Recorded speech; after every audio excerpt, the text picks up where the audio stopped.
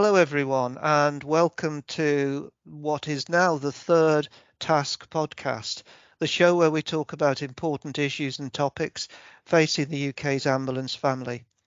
My name is Carl Demian and I'm the CEO of TASC, the ambulance staff charity for those that don't know us. Today we're talking about neurodiversity, and I've got two people joining me, and I'd first like to introduce Dawn Whelan. Dawn has over 20 years of experience in emergency care and is also the founder and the chair of the National Ambulance Disability Network. Hello, Dawn. Hi, Carl. Thank you for having me today. Just really great to be here. Just to add as well, I've got that lived experience of disability myself. So during my career in the ambulance service, I acquired a disability, which obviously changed how I viewed things, and then went on to seek support, which ultimately led on to the journey that I am on at the moment.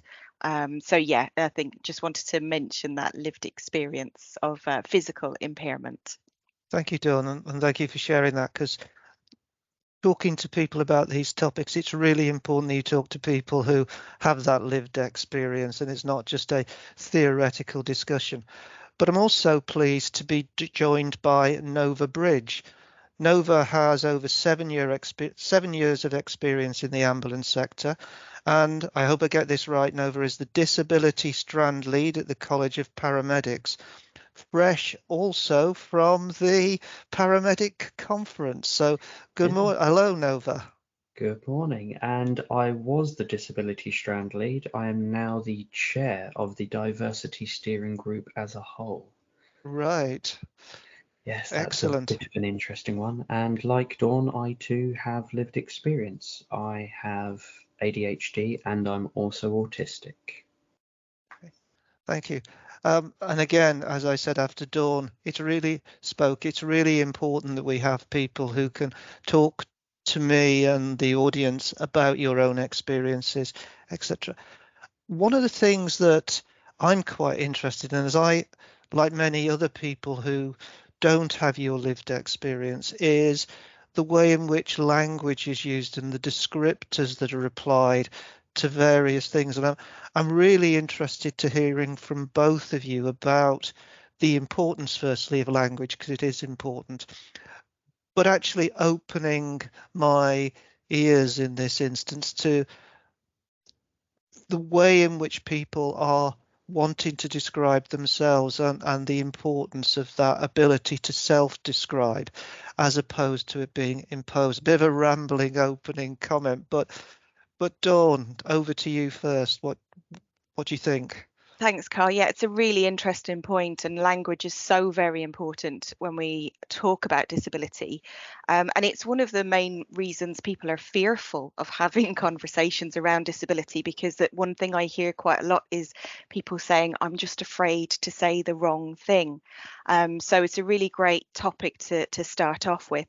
I think that the main area where language will come into it first and foremost for disability is within the definition of disability. We've got various different definitions, but the one that people hold in the highest regard, I guess, is the legal definition under the Equality Act, which says that an individual is considered disabled if they have a physical or mental impairment that has a substantial and long-term negative effect on their ability to carry out normal daily activities. So very long-winded, but there's lots of language in there that can then be dissected and unpicked. But when we look at disability within the ambulance sector, particularly from the network's perspective, I think it's important to mention that we consider disability quite holistically, and it encompasses temporary and permanent, visible and non-visible conditions and impairments, physical and psychological, mental health and neurodivergent conditions. So there's quite a lot in there to unpack. It's accepted that disability is different for everybody. with varying different levels of disruption to their daily life. And not everyone will be comfortable with even the label of disability or impairment being used. And this is going to be very much an individual thing. But I think it's important at the outset to mention we do recognise everybody's going to have their own perspective, but there are legal definitions that we're compelled to use in certain situations. But there is different language that we can use depending on the individual as well. And I just wonder if Nova's got anything that you want to add here, particularly from your experience. Yeah, I mean, recently have conducted some research into the experiences of disabled paramedics and student paramedics, and a large portion of the participants did state that although they recognized that they had a condition that fell within the descriptor of a legal disability, that they didn't feel that they identified with that label of disability. It is a very individual experience. I consider my autism and ADHD disabling. So, deconstructing that word, are you able to continue your normal day-to-day functions, or do you find that these functions are in fact impaired? Or, for instance, glasses. Technically, if you have exceptionally poor eyesight but can wear corrective lenses, some people that I've spoke to consider that they are disabled until they put on their glasses. So it's meeting certain criteria and aspects of their being. So it's an interesting, what's the word? Experience. It's an interesting experience being with these conditions. Sorry, no, but I was just about to jump in over you there. What's really interesting for me, though, is even within the disabled community, people will disagree on terminology that's being used. So, for example, I'll just use a personal experience. There's a terminology that's used around hidden conditions. So conditions that are disabling that people cannot see. Personally, I dislike that term hidden condition because it implies that I'm complicit in deliberately hiding something, and that's not the case at all. So I prefer to use invisible condition. So that would be my preferred choice when I'm referring to a condition like that. But I accept that others will use the term hidden, and in fact there are national campaigns like the Sunflower campaign that refers to hidden conditions. So it's about understanding what the individual's comfortable with, and just having that open conversation, I guess, in the beginning. I think I'm listening to that, which is really important. Things that are coming out there, and one of them, Dawn, you started on quite rightly, is to give the legal framework. And I think one of the challenges often for organizations is that the legal framework and the obligations becomes what the organization does.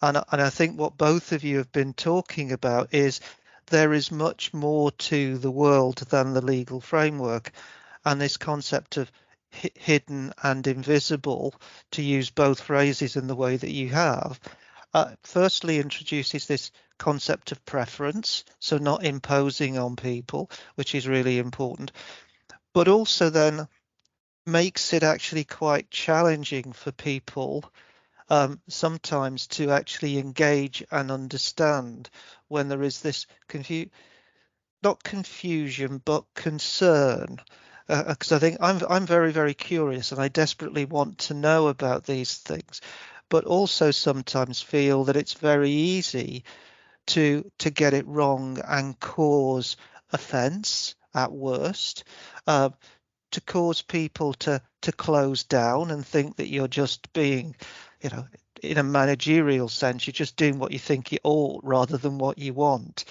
So I'm interested in how both of you, what advice you would give me. So how do I open conversations with people in my social life, in a work setting, but also around the ambulance community? Because at TASC, we support an awful lot of people that have a range of issues that range from, if you like, the obvious issues to the ones that they are learning about, recently been diagnosed about, that themselves are insured.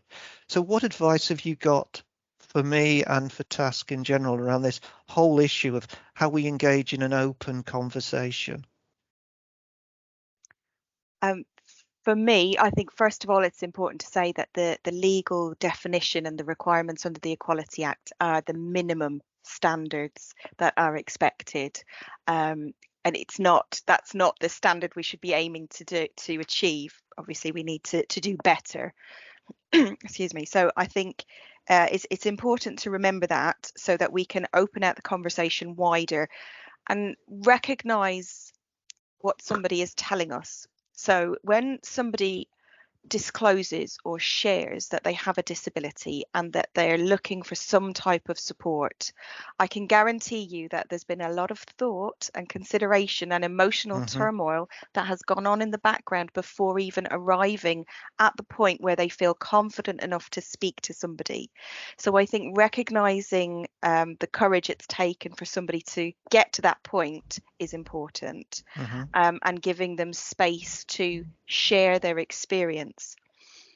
And the other thing for me is recognizing that when somebody shares their experience, that we don't undermine by then piling on, if you like, and offering some stories about how you know somebody else who might have that condition, or accepting that, oh yeah, I think I understand what you're talking about, so that's okay, and then kind of moving on to the next topic.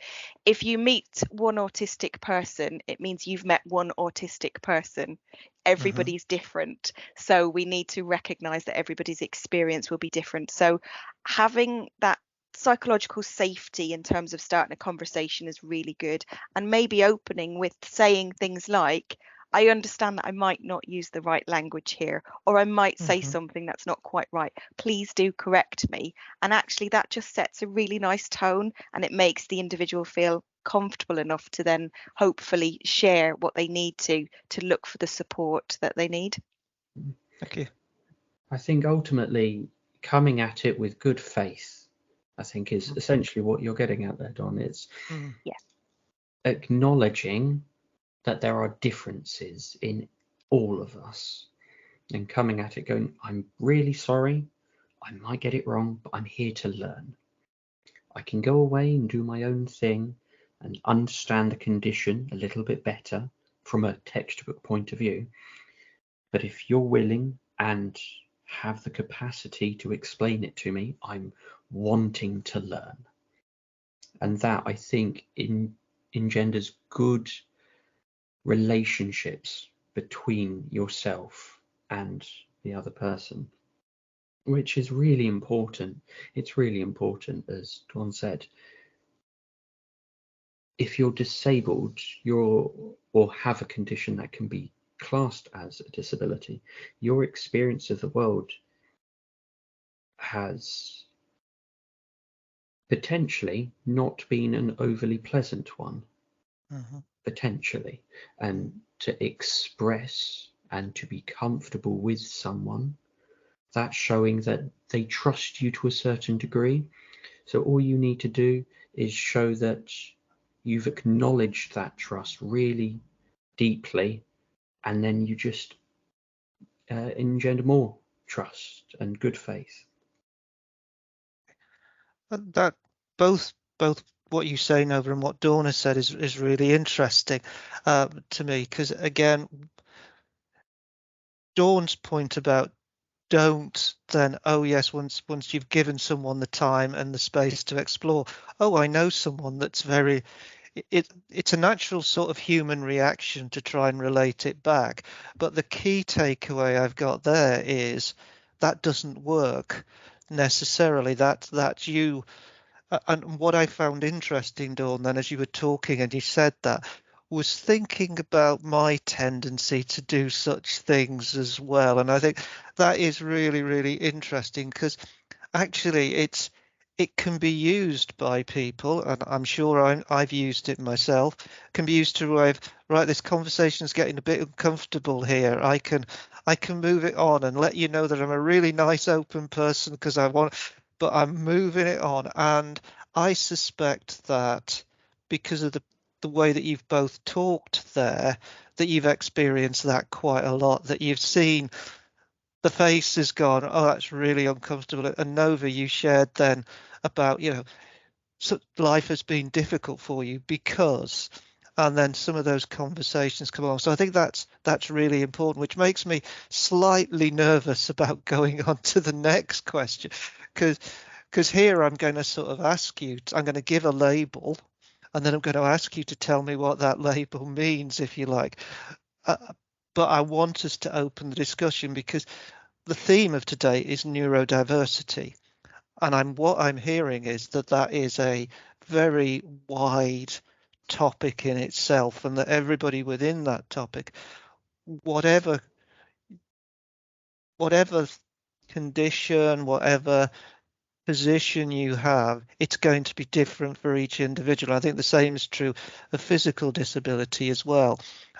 So I'm going to ask it anyway, in a spirit of trying to get us a bit more information. What is neurodiversity? So, not to get too into the weeds, neurodiversity is a sociological concept that essentially argues that diversity in humans is normal. However, certain makeups of brains are what we can consider neurodivergent. So, conditions like autism, dyslexia, dyspraxia, Tourette's, and again, not to get too much into the weeds, but depending on whom you ask, mental health conditions as well. They're all under the neurodivergent label. I'm not keen on that because it seems to have a negative connotation when you hear it out loud. I much prefer the term neurospicy. Yes, that's a much less professional term, but when you talk amongst the neurodivergent communities, we much prefer a more welcoming label, a more cheerful label. That's really interesting because I hadn't heard that expression before. So I've put it away in my head, and it's quite interesting because I was thinking that last night we went out for an Indian meal, and I had something that was actually quite bland, as it turned out. My wife had something that might be described as very spicy, but we swapped and we shared between ourselves, and that made the experience, if I can carry on with the analogy just a little bit and tell me if I'm getting this, but it made the experience that much richer. And I think that that's a key part that I like the idea of spicy. It's really good because that entails something that changes the experience, takes the experience in a slightly different way, lifts the experience, makes it richer and more full. So that's really interesting. Dawn, do you have a take on what Nova said? Yeah, I really like the example that you've just given there, Carl, to illustrate, because it really shows the importance of having lots of different people with different perspectives and different views as part of any conversation or as part of any process. And actually, neurodivergence shouldn't be seen as a problem or a challenge. It is a difference. It's a different way that the brain processes, which results in lots of different traits depending on what the individual condition is. So for individuals where they have a diagnosis, they are considered neurodivergent or neurospicy, as Nova likes to be called. And for those who don't have a diagnosis, we would refer to those individuals as neurotypical. And we would avoid the term normal, because actually, and again, for me, personal preference, what is normal? I don't think there is any kind of proper definition of normal. So we have neurotypical individuals, those who haven't been formally given a diagnosis, and then we have neurodivergent individuals who would have received a diagnosis, leading them to have a condition, making them neurospicy. Okay.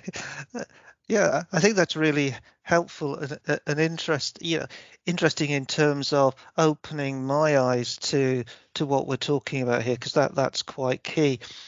But I want to bring it back a little bit because obviously Nova doesn't want. I'd be quite interested in getting in the weeds because it sounds quite fascinating.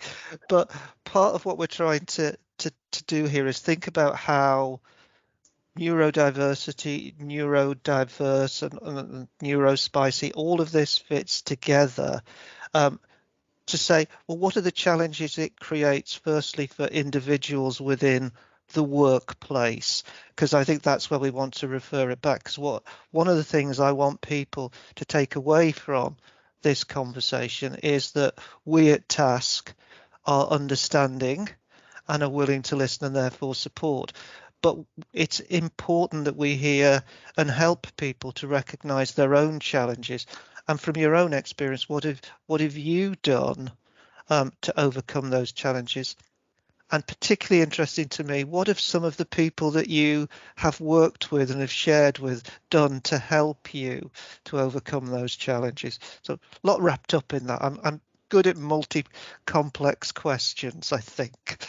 So if I may jump in then, and then Nova, if you could add your personal experience on the end, that would be perfect. So I think to kind of frame it to start off with, I think unfairly sometimes we make the assumption that ambulance staff understand disability because of the nature of what we do, and we support people who are hurt and injured, and we provide medical and healthcare in clinical environments. There's often this assumption that we know disability and we understand it. And actually, that's not the case at all. We're very good in emergency and urgent care situations, but actually, how do we support an individual who has a long-term condition that impacts a lot of the aspects of their daily life?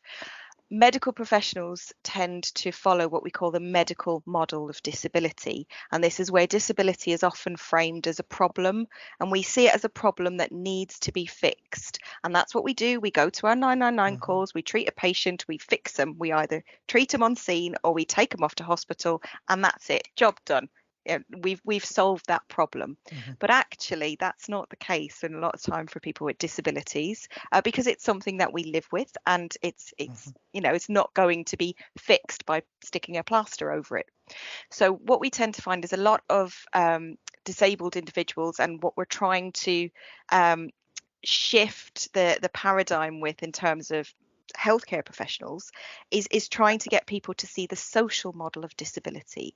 And the social model of disability recognizes that it's actually the environment that disables us, and it's the conditions with which we're faced with that actually disables the individual. And often we find that that's the case, and sometimes if we just change those conditions slightly, actually the individual with a disability, whatever that may be, can flourish. So if we're looking at neurodivergence in particular, there are lots of different things that we can do. But I think initially, because we're looking at things through the medical model of disability, sometimes neurodivergence can be seen as an inconvenience or a challenge, and we get lots of eye rolls from people who don't necessarily understand what it is.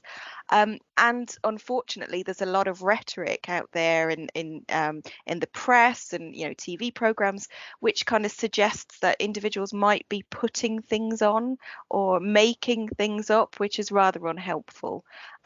So again, we need to kind of put that bias aside, embrace the social model of disability, recognise that it's our environments and surroundings that could influence our interactions, and hopefully then that will lead to a positive experience. And I'm hoping Nova can add some colour to that with some personal experience. Absolutely. So being autistic, and that is the term, I am autistic. I am not with autism. It is, you cannot separate those two. But I experience the world differently. So when it comes to sensory information, that's sound, sight, touch, all of the things that you would do to experience the world, for me, unfortunately, or fortunately, depending on the situation, can disable me. So, for instance, while I'm at work in an ambulance, there are some environments, for instance, nightclubs, that can overstimulate me. With all of the sounds, the smells, the textures, and then also having to be the adult in the room, so to speak. So you've got all of these things that are just going to narrow my bandwidth and ultimately drain my battery. And some situations drain that social and emotional battery quicker than others. And when that battery gets to empty, I need to recharge. For me, I need to go into a quiet, dark, smellless environment. And I understand from an ambulance perspective, allowing everyone more time can impact KPIs and things of that nature. But it's also having that in the back of my brain. Well, I can't be too disabled because my KPIs might be affected, and then I might get pulled in for disciplinary action and all the rest of it.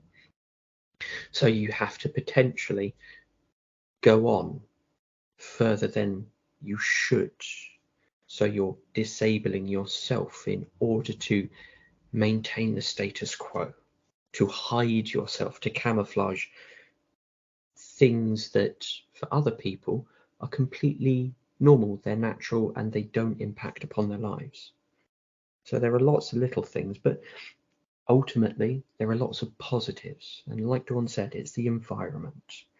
So I can have earplugs or slight ear defenders, so I can still hear the world, but everything's just a little bit quiet. Or I can have regular crewmates who understand my particular needs, and they can support me.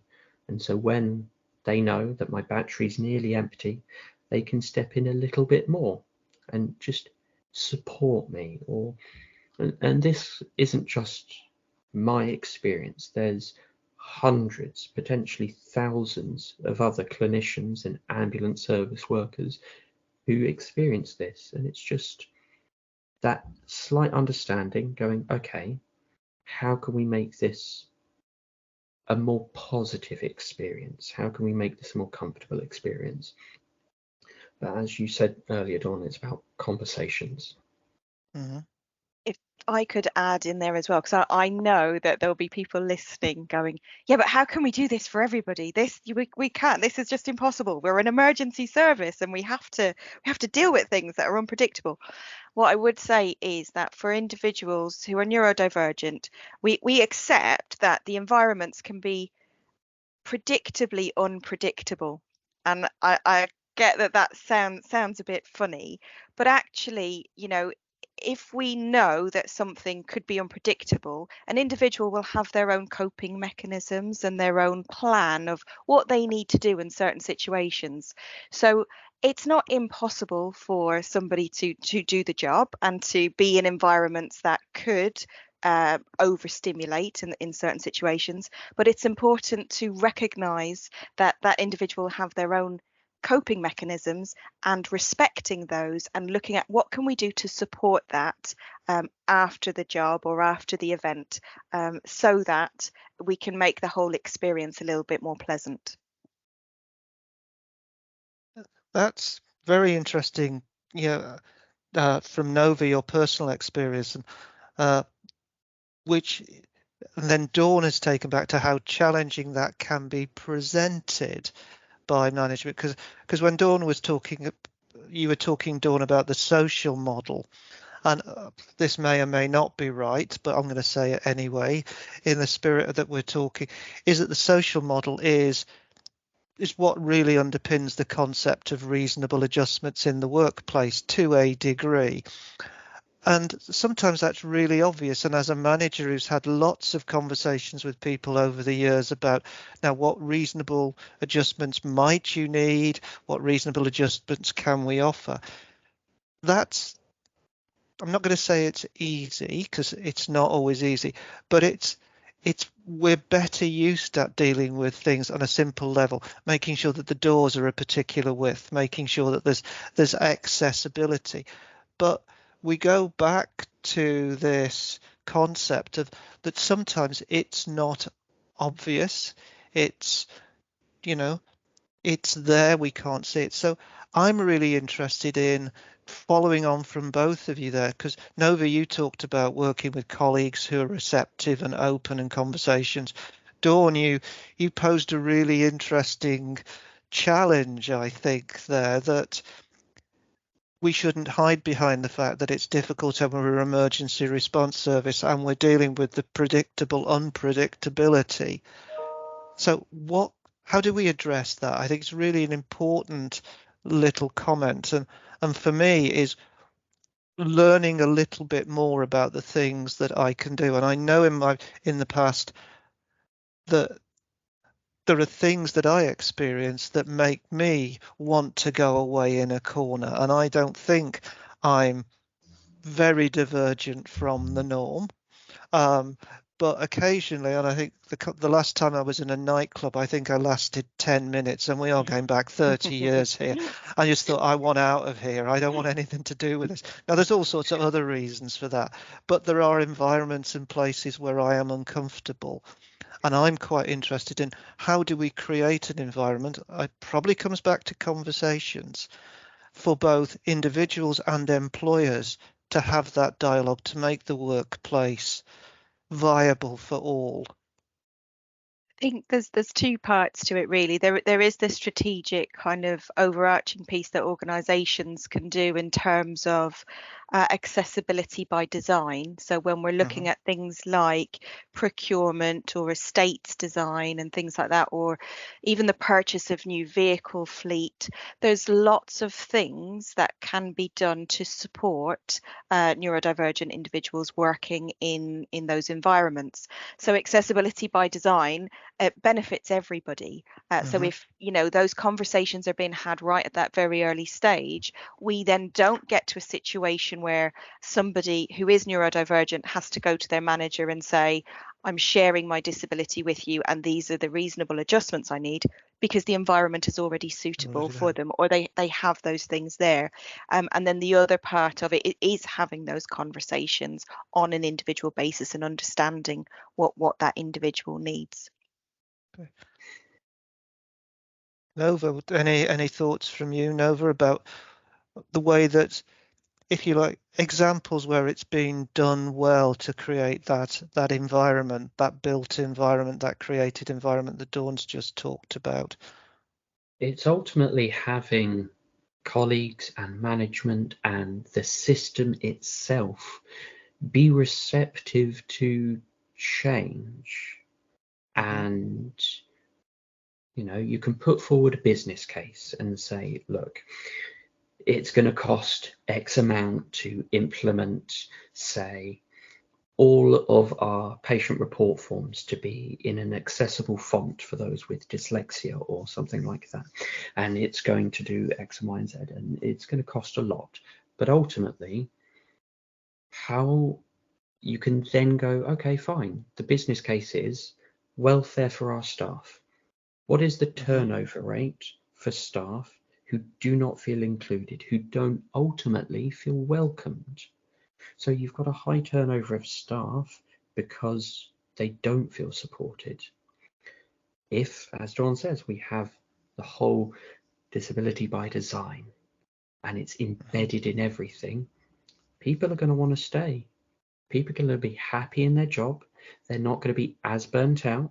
I'm not going to say burnout will be completely eliminated, because the nature of ambulance work is very stressful potentially, but it's eliminating these little barriers.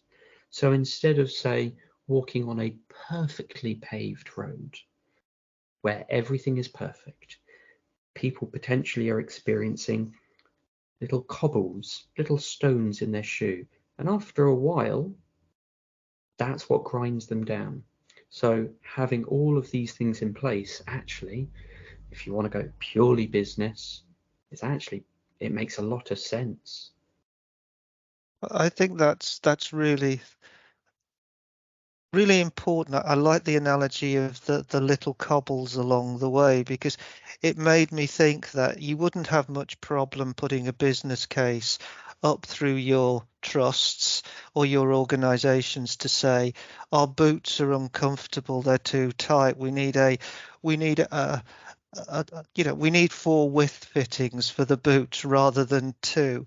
People will get that straight away, and I think what's really important here is to think about, because organizations like ambulance services, like TASC, we're about our people, and the way that people in all of their different ways can contribute to the success of the organization needs to be welcomed, it needs to be nurtured, and it needs to be supportive, and not in a way as that no doubt you've both heard, well, there's just something else we've got to do today that's getting in the way of delivering it. And again, as a manager, no doubt I've thought it. I hope I've never actually said it, but I'm learning as I grow, I think. So I think the case for supporting ambulance staff, when we know the pressures that everyone is under, we know the turnover, and I think what you're both saying is it's about, if you support your people, they will be more willing to do the job, to stay in the job, to be able to perform it to their ability.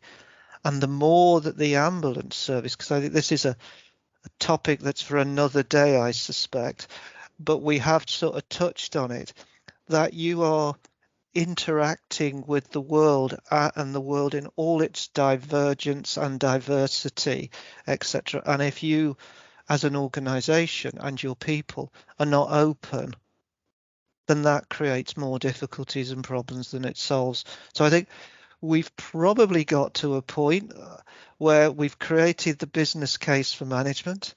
We've created the imperative to have conversations, and I also would say created the imperative to be curious about the people that we meet, the people that we work with, and to treat everyone as an individual that has a different way of living in the world than you. And it is always different. And I go back to what Dawn and Nova have both said, which is a lesson to me, is don't then try and say, oh yes, I know someone that's just like you, because actually that's wrong. That's my takeaways from this. So Dawn, anything final words from you? Thanks, Carl. Yeah, I just wanted to add one point to your business case before we escalate it for approval, if that's okay. And it was just a really lovely example of some work that we've done at the National Network. We worked with JR Calc, who do the clinical practice guidelines, and they developed the app, the JR Calc Plus app. And Nova worked very closely with Class Publishing on this. We added lots of accessibility features for neurodivergent individuals and for everybody, and that's exactly my point. I had somebody come up to me afterwards who used these features that were specifically put in mind for people with dyslexia or autism and other neurodivergent conditions. But this individual would class themselves as neurotypical, and they said that the functionality that has been implemented is amazing, and they gave me a hug and said, on a night shift my eyes get so tired, so to be able to have these features that will read the text on the JR Calc Plus app was amazing, and it's helped me no end. And it's just those little things that make such a difference, not just to the individuals who require them, but actually accessibility benefits everybody. And I thought it was just a really nice example that I wanted to share before we finish. I think I'll echo that, because one of the things I love about my Kindle is it means I don't always have to wear my reading glasses, because I can just move the print, which is really good. But I'd like to finish this, Nova. I'd like, as you're the person with the lived experience, which is what we all said right at the start was really key. Final words to you before I wrap up. Don't be afraid of getting things wrong. We are human, and ultimately the way that we learn is to make mistakes. if you come at the problem of not understanding in good faith and you communicate, I think everyone will be a lot more receptive and it will benefit everyone. Just kindness, that's all I can ask.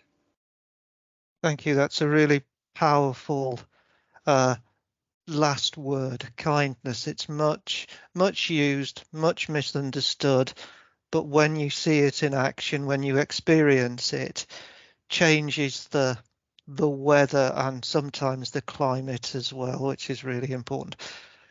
Thank you, Nova, for taking the time to talk to me. It's been a pleasure to meet you, but not actually in person, digitally, which is something that we never used to be able to do.